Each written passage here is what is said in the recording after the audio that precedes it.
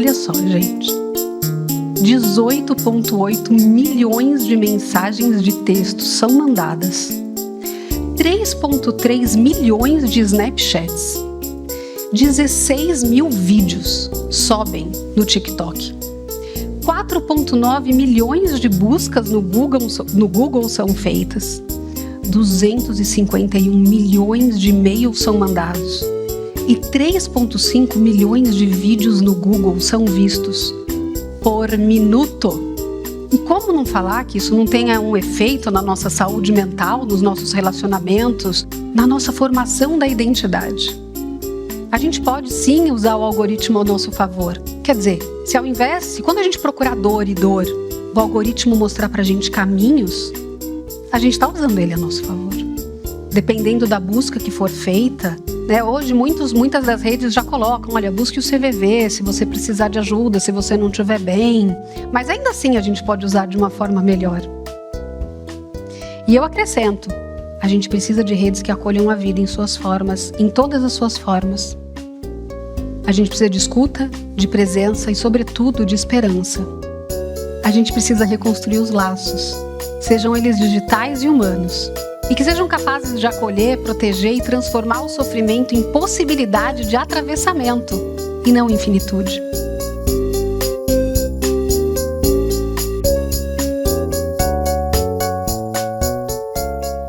E é importante a gente pensar, quando a gente fala de rede social digital, que elas são ferramentas concretas, né? Não são ferramentas virtuais, no sentido amplo do termo, gerenciada por avatares ou por algoritmos ocultos, né? Elas são ferramentas criadas pelo homem. São ferramentas que se concretizam em tela, em brilho, em luz, em cor, em som. Então são ferramentas que nós precisamos aprender a utilizar. As redes sociais, elas são tão ambíguas e às vezes ardilosas quanto as outras redes, né? As redes sociais, elas promovem, como o próprio nome diz, uma socialização ampla, mas elas também incentivam a solidão. Elas promovem a inclusão, podem promover o conhecimento do diferente, a inclusão de diferentes culturas e diferentes visões do mundo, mas elas também podem promover o cancelamento, a exclusão, o extremismo. Elas podem nos aproximar de alguém que está a milhares de quilômetros daqui. Mas elas podem nos afastar de quem está de frente para mim. Se eu pego a tela e fico dedicando apenas à rede, à tela do celular, eu me afasto de quem está muito próximo. É preciso um esforço genuíno de buscar a opinião do diferente. E os conceitos morais, os conceitos éticos, os conceitos espirituais, eles não são variáveis dicotômicas do tipo sim ou não, concordo ou discordo. Existe uma subjetividade, existe uma continuidade entre o concordar e o discordar, mas a rede não tem espaço para isso. Ou você concorda ou você discorda, ou você segue ou você cancela, ou você bloqueia ou você é um seguidor, ou você assina lá a comunidade daquela pessoa. E isso reforça o extremismo, a solidão, né, a exclusão dos diferentes.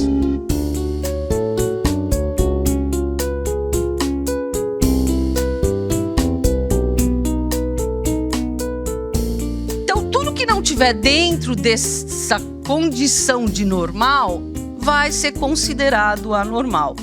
Paul Preciado, Judith Butler, né, que vem das teorias queers, eles vão trazer esse debate dos limites disciplinares e seus binarismos, né? Falando aí sobre a construção do conhecimento, sobre as coisas terem uma construção binária na ciência, como herança da ciência moderna, né? Então existe aí uma importância da gente superar essa construção de conhecimento das coisas numa perspectiva binarista, né? E propor novos entendimentos sobre as coisas.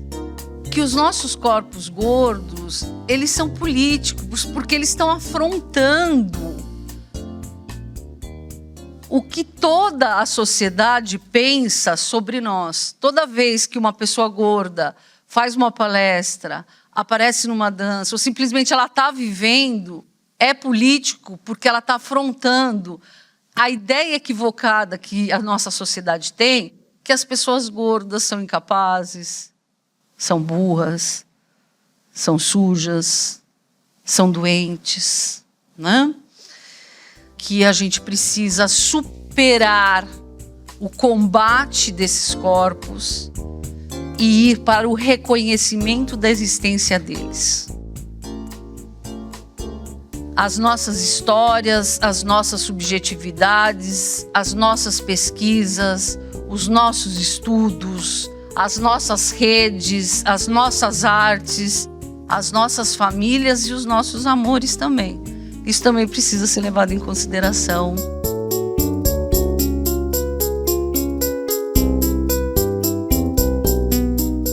É nesse lugar de enfrentamento a todas as narrativas que foram construídas de 1492 para cá, com o paradigma, eurocêntrico e a cosmovisão ocidental, que eu me deparo com a necessidade epistêmica de questionar a ciência nos seus valores constitutivos e nos seus valores contextuais. Porque a ciência, quando ela produz conhecimento, é como se fosse uma fotografia.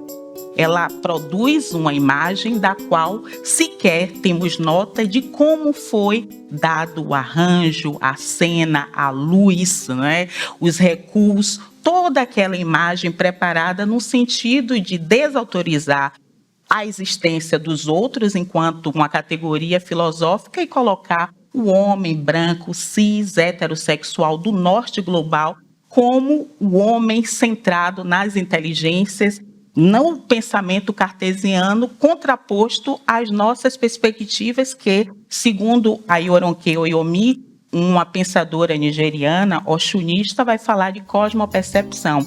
Então não dá para a gente questionar o eurocentrismo sem pensarmos na visão ocidental. E é por isso que nós, mulheres negras, estamos nessa encruzilhada da identidade no mercado digital. Porque a gente deveria estar servindo e não usando as nossas falas para denunciarmos todas as opressões.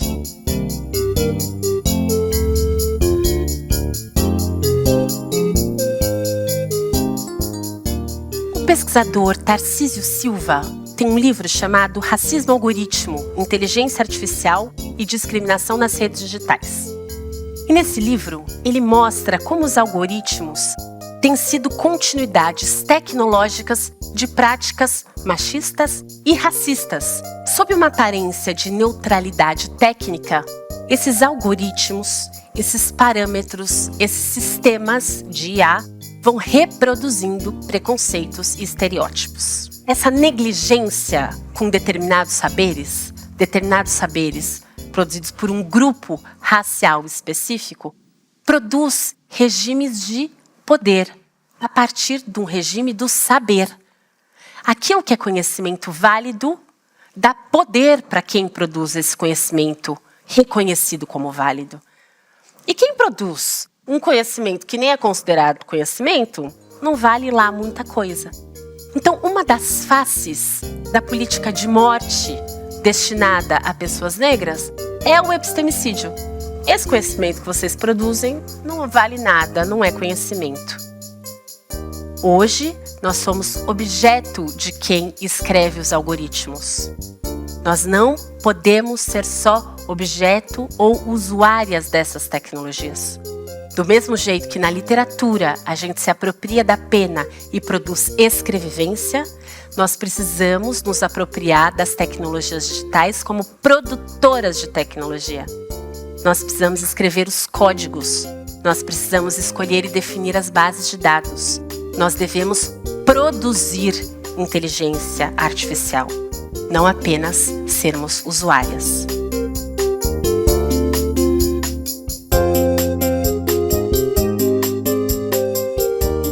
Esses conflitos que a gente observou nas últimas revoluções industriais, eles também estarão presentes nessa nova revolução. Já estão, mas a novidade é que, de fato, é uma revolução tecnológica capitaneada por inteligência artificial, não só, tem o eletrônico, tem o software, conectividade, mobilidade, transformação digital, mas a IA é essa nova fase, E isso, de fato, acaba que pela primeira vez, diferente das últimas revoluções industriais, essa agora ela atinge o trabalhador que exerce funções intelectuais.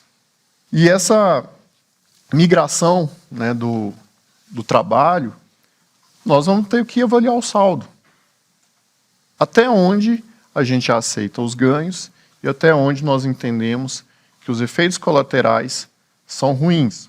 Porque a IA, infelizmente, ela é assim mesmo. E a culpa não é da IA. Ela faz o que o humano disse para ela fazer. E o que o humano disse para ela fazer? Se o Anderson clicar numa foto de gato, é porque ele gosta de gato, dê todos os tipos de gato para ele. Para que ele fique o máximo de tempo lá.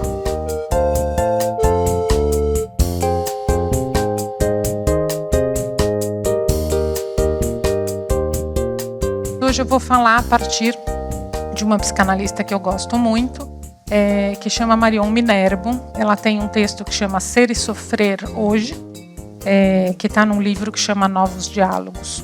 Para a gente entender esse momento, a gente precisa pensar que as instituições, elas são matrizes simbólicas, né? A instituição, ela dá sentido ao mundo e à existência. Ela vai falar que há um sofrimento que é ligado às instituições extremamente fortes e rígidas, né? Diante dessas instituições, o sofrimento que a gente vai identificar como neurótico é um sofrimento de não se adequar às regras. Quando as instituições são fracas, elas não ajudam na constituição do eu. Então a gente tem um eu flácido, de uma depleição simbólica, né, que é uma falta de elementos simbólicos da cultura integrados em um eu para fazer uma interpretação das diversas situações. Para lidar com essa depleição simbólica, existem alguns caminhos, né? Um deles tem a ver com o transbordamento para fora, para o corpo, que ela identifica com as doenças psicossomáticas. Tem um segundo jeito, que é a angústia vazia, a apatia, o tédio, a imobilidade. E tem um terceiro, que é a construção de próteses identitárias a partir da incorporação de objetos de consumo, para aglutinar a sua identidade desde fora. Ele fala, o Baudrillard, que o consumo, em todas as sociedades, o consumo foi importante para definir quem a gente é. Isso não é algo específico do capitalismo, né? Num povo indígena, você tem certos adornos, você tem certos objetos muito importantes para descrever quem aquela pessoa é naquele lugar. O diferencial no capitalismo é que esse detalhe, essa diferença, ela é construída pelo capitalismo, por uma indústria. Então, por isso que ele fala que, na verdade, começa a se ter uma despersonalização, né? Ele é profundamente crítico a isso, porque ele fala que na nossa sociedade, até a nossa identidade, ela é construída por uma lógica de lucro. E o consumo passa a ser uma linguagem que comunica, né, o que a gente quer. Nós achamos que nós somos muito mais livres do que realmente somos nas nossas escolhas.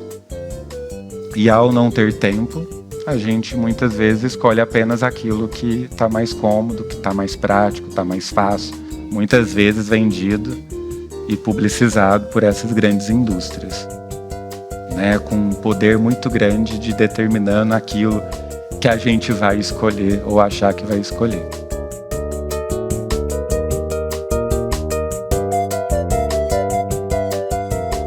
Ao perceber segurança ou ameaça, eu começo a reagir diferente. Sob ameaça, eu reajo para me proteger. Tudo no meu corpo e na minha mente e no meu sistema emocional se organiza para a autoproteção.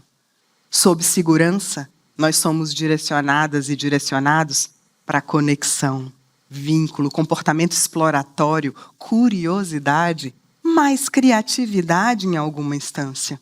Esses elementos eles são retirados das interações excessivamente virtuais. E muitas vezes essa solidão ela é mascarada por uma ilusão de conexão. Por uma ilusão da conexão que nos é oferecida quando uma rede social nos junta com os nossos iguais. Quando um algoritmo funciona para que nós nos conectemos com aqueles que têm as mesmas ideologias que nós temos. Tudo isso vai nos trazendo para o estresse real. E nós vamos funcionando cada vez mais em modo de sobrevivência. Tentar garantir talvez um pouco mais de autenticidade e experiência autoral, de uma liberdade um pouco mais autoral, mas que nos leve a uma intimidade real, uma intimidade incorporada, uma intimidade que vai aparecer na fala, por exemplo, de Bessel van der Kolk, um estudioso de trauma contemporâneo, de que a mesma capacidade que nós temos de destruirmos uns aos outros é a capacidade que nós temos de curarmos uns aos outros.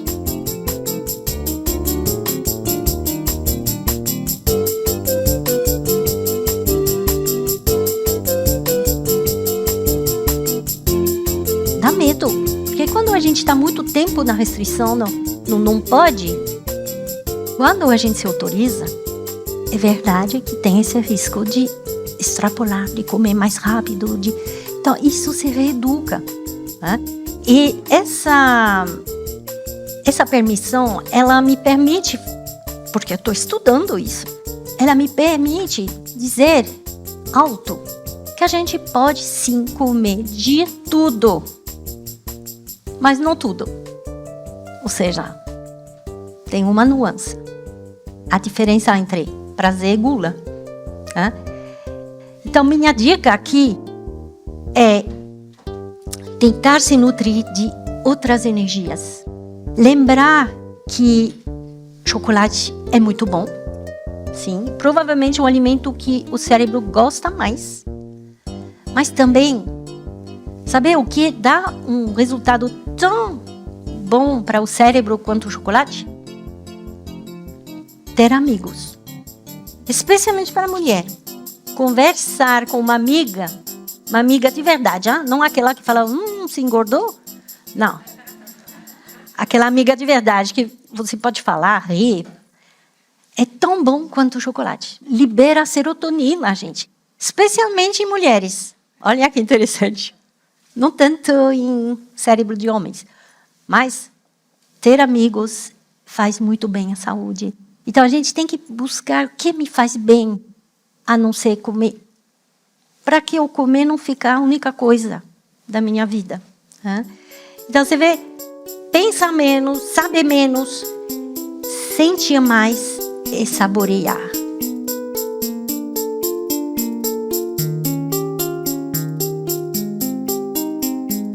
Então, fomentar a saúde mental, relacionamentos de apoio, mecanismos relacionados à resiliência são importantes, e nesse contexto a gente entende que desenvolver autonomia é extremamente importante, a liberdade de que as crianças e os adolescentes, claro que dado o seu momento do desenvolvimento, possam fazer escolhas, possam correr riscos e traçar os próprios caminhos e ter confiança para enfrentar esses desafios e tomar as próprias decisões.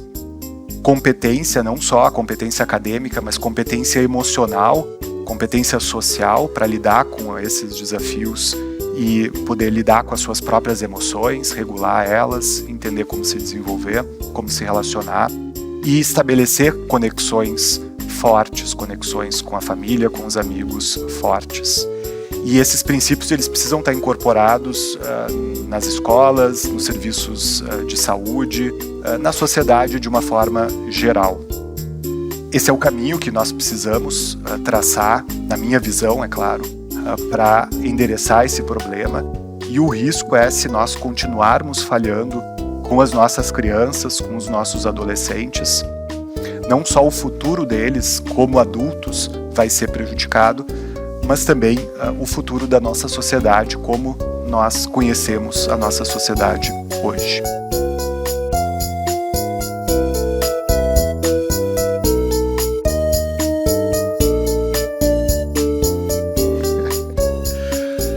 A poda.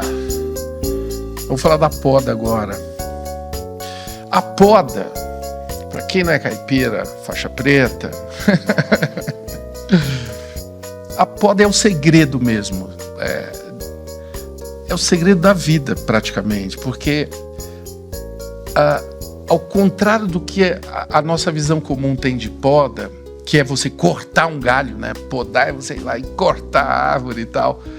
Dizer não, né? Você vai, não, vamos cortar essa árvore. A poda, para mim, eu chamo de pedagogia do sim.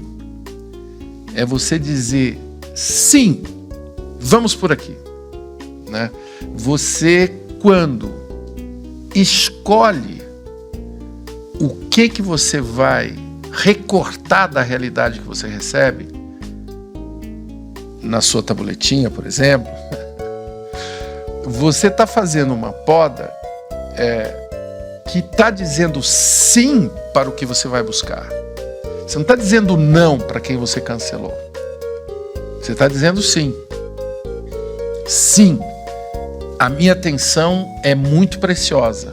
Eu prefiro dizer sim por aqui. Então, poda, e eu não estou falando aqui da boca para fora, é algo que eu pratico mesmo. Primeiro, para a saúde física, é muito difícil trabalhar com planta. Quem trabalha sabe. O saco geralmente é de 20 quilos, você tem que cuidar da lombar. Enfim, é um trabalho que tem vários tipos de agachamentos e tudo mais. É dureza, assim, é uma coisa bacana. É um desafio para o corpo, para aquele veículo fundamental para a sua comunicação. Mas, sobretudo, é uma forma de você, na prática, entendeu? Perceber o resultado das suas escolhas.